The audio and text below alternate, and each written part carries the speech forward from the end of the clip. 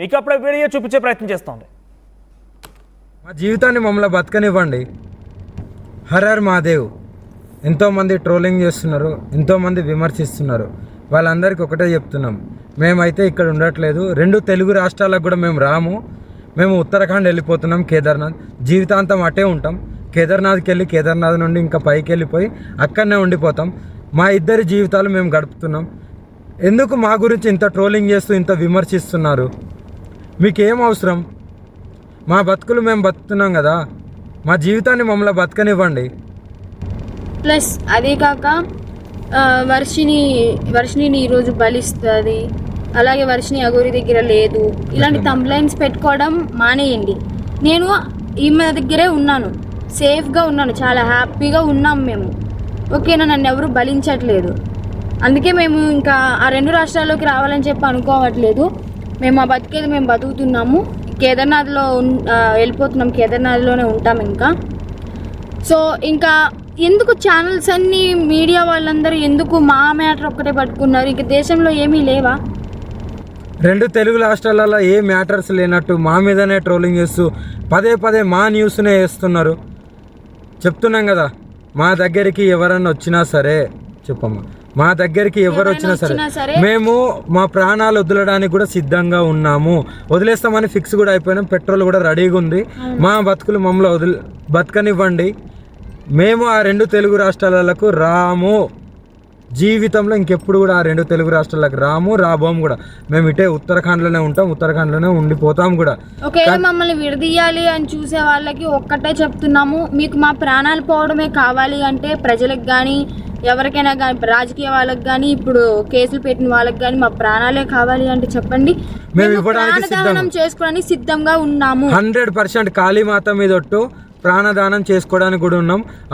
ఇప్పుడు మేము ఎప్పుడైతే మరణిస్తామో పెట్రోల్ పోసుకొని ఈ కార్తో సహా పోతాం కదా, అప్పుడు కూడా మళ్ళీ విమర్శించండి, అప్పుడు కూడా ట్రోలింగ్ చేసుకోండి. 2 ప్రాణాలు పోవడానికి, ప్రత్యేకంగా 2 ప్రాణాలు పోవడానికి ఎవరైతే ట్రోలింగ్ చేస్తున్నారో, ఎవరైతే విమర్శిస్తున్నారో, ఎవరైతే కేసులు పెడుతున్నారో, ఎవరైతే వ్యతిరేకంగా చూస్తున్నారో వాళ్ళందరికీ చెప్తున్నాము.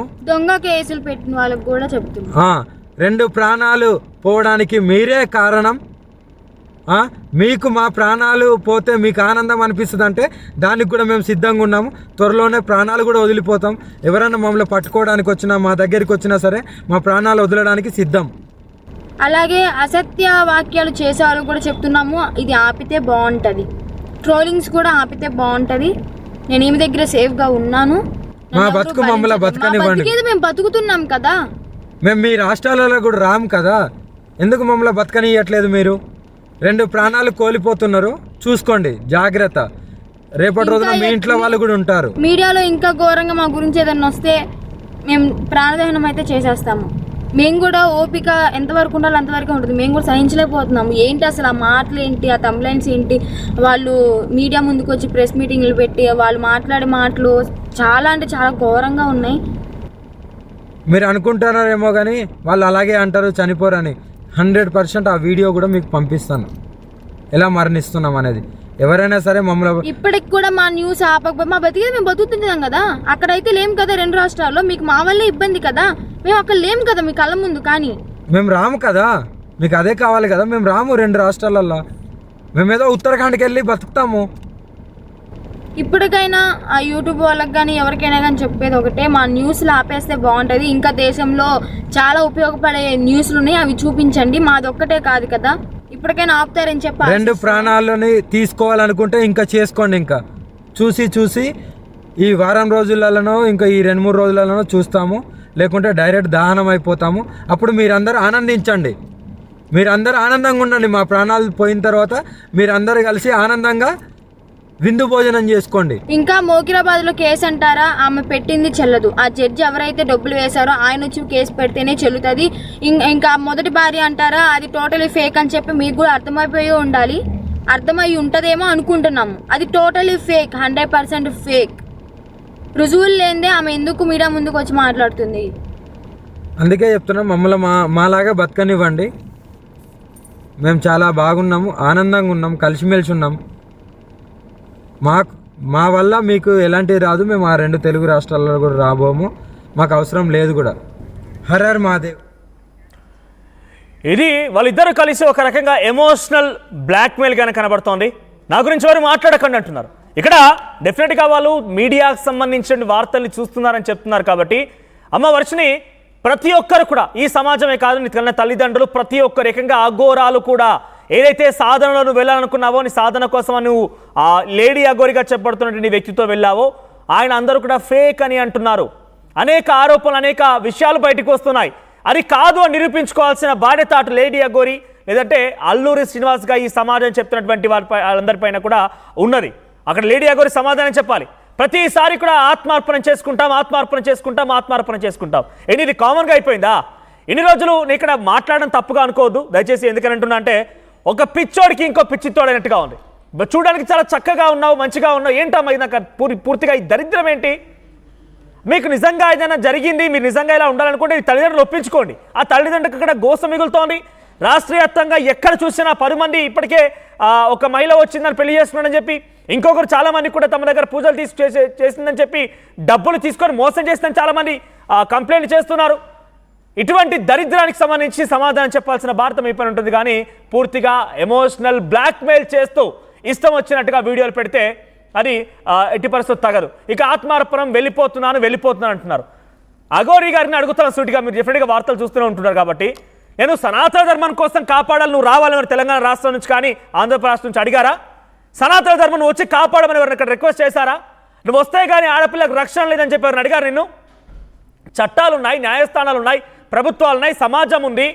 ఇంతమంది క్వశ్చన్ చేస్తే లేనిపోని ఒక వ్యక్తి నీ అంతా నువ్వే వచ్చి ఏదో చేస్తాను, ఏదో ఉద్ధరిస్తానని చెప్పి వచ్చింది ఈ లేడీ అఘోరి కాదా?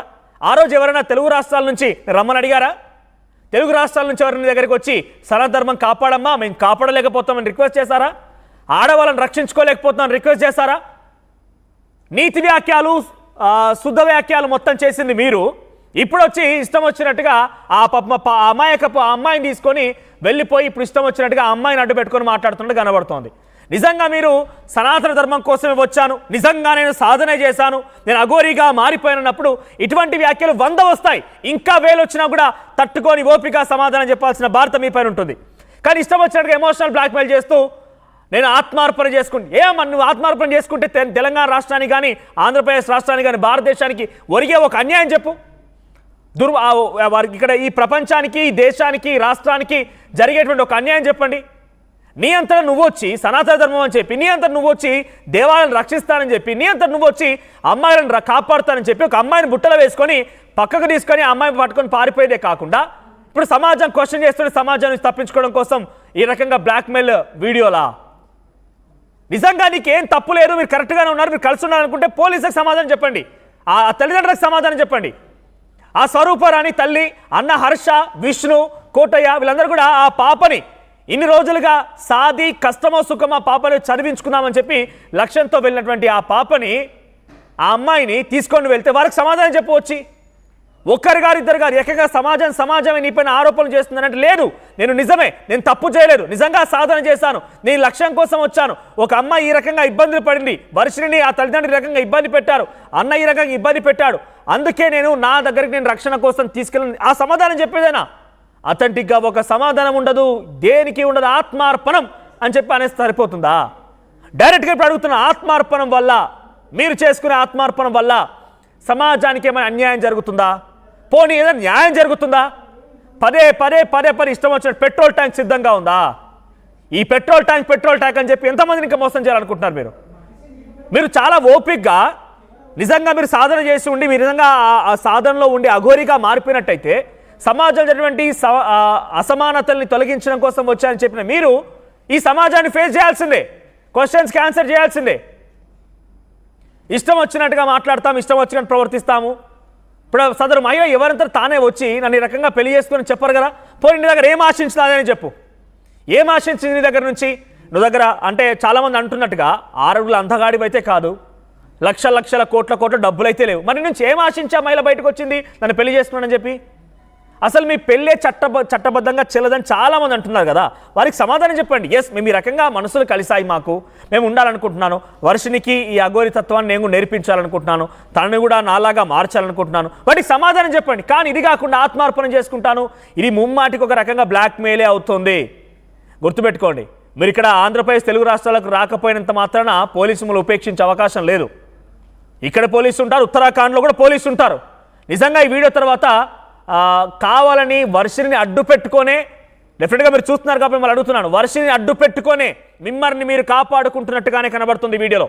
అది కాదు అనుకుంటే కనుక డెఫినెట్గా ఈ సమాజానికి సమాధానం చెప్పాల్సిందే, చట్టాలను ఎదుర్కోవాల్సిందే. నిజంగా మీరు అఘోరి తత్వాన్ని సాధారణ రూపంలో తీసుకొచ్చుకున్నట్టయితే మీ యొక్క వేషాధారణ లేకపోతే మీరు పూర్తిగా శివార్పణమయ్యానని చెప్తున్న మాటలను నిజమే అయితే డెఫినెట్గా ముమ్మాటికి సమాధానం చెప్పాల్సిందే. మీరు కేదార్నాథ్లో ఉన్నా ఎక్కడున్నా కూడా డెఫినెట్గా చట్టాన్ని నుంచి మీరు ఉపక్రమించలేరు. అట్ ద సేమ్ టైం మీతో పాటు సాధన చేసిన అఘోరీలే చెప్తున్నారు కదా, మీరు అఘోరి కాదు, అఘోరి అనకండి అని చెప్పి. చాలామంది బాబాలు అంటున్నారు కదా నార్త్ ఇండియా నుంచి, మీకు ఏదైతే నార్త్ ఇండియాలో మాకు సాగర సత్కారాలు అందుతున్నాయి, మళ్ళీ చాలామంది ఆహ్వానిస్తున్నారని చెప్తున్నారు కదా, అటువంటి దగ్గర నుంచే మీకు థ్రెటనింగ్స్ వస్తున్నాయి కదా. మీరు ఫస్ట్ సమాధానం చెప్పండి. ఈ ఆత్మార్పణాలు ఇవన్నీ కాదు. మీరు రండి తెలంగాణ రాష్ట్రానికి, లేదంటే తెలుగు రాష్ట్రాలకు రండి, వచ్చి మీరు పోలీసుల దగ్గర నుంచి ఆ యొక్క ఎదుర్కోండి, మహిళా కమిషన్ ఫిర్యాదు అందింది, వీళ్ళందరి నుంచి అక్కడ వాస్తవాలను ఎదుర్కోండి. ఆత్మార్పణం అని చెప్పి ముమ్మాటికి లేడీ అఘోరిగా చెప్పబడుతున్న మీరు డెఫినెట్గా వర్షిణిని అనే ఒక అమ్మాయిని అడ్డు పెట్టుకొని మీ ప్రాణాలు కాపాడుకుంటున్నారు. మీరు అమ్మాయిల ప్రాణాలు కాపాడడానికి వచ్చాను, అమ్మాయిలపైన మానభంగాల్ని అత్యాచారాన్ని కాపాడడానికి వచ్చారని చెప్పినంత కూడా అవాస్తవం అనేది ఈ వీడియోతో అర్థమవుతోంది. అది కాదు అని నిరూపించుకోవాలంటే మీరు తెలుగు రాష్ట్రాలకు రండి, ఈ చట్టాలని లేకపోతే కేసులను ఎదుర్కొన్న తర్వాత అప్పుడు కానీ మీకు దీనిపైన ఒక సార్థకత ఉండదు. రేపటి రోజు నిజంగానే మేము లాస్ట్గా వీడియో తను మాట్లాడింది, నిజంగా నవ్వొస్తుంది ఆ మాట వింటే. నేను చనిపోయేది కూడా వీడియో చేసి పెడతానంటే, అంటే ఎంత దుర్మార్గం చూడండి. ఇక్కడ ఏ రకంగా ఆత్మహత్య చేసుకుంటానో కూడా, నేను బలవన్మరణానికి ఏ రకంగా పాల్పడతాం, మేము ఆత్మార్పణం ఎలా చేసుకుంటానో కూడా వీడియో చూసి పెడతానంటోంది. ఎందుకంటే దుర్మార్గం ఏమి ఉండకపోవచ్చు, ఆత్మార్పణం వీడియో కూడా పెడుతుందంట. ఇక్కడ మీరు వీడియోలు పెట్టడం కాదు ఇంపార్టెంట్, ముందుగా మీరు కనుక లేడీ అఘోరి, సరే మీరు నిజమా ఫేకా ఏంటనేది ఆరోపణలకు మీరు సమాధానం చెప్పాలి.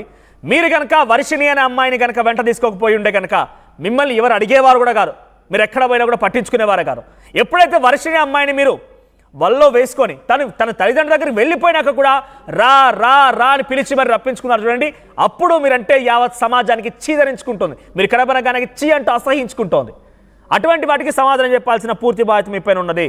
ఇష్టం వచ్చినట్టుగా ఆత్మార్పణం అంటే చట్టాలు చూస్తూ ఊరుకోవు. ఒకసారి మీరు కూడా వినండి ఎంత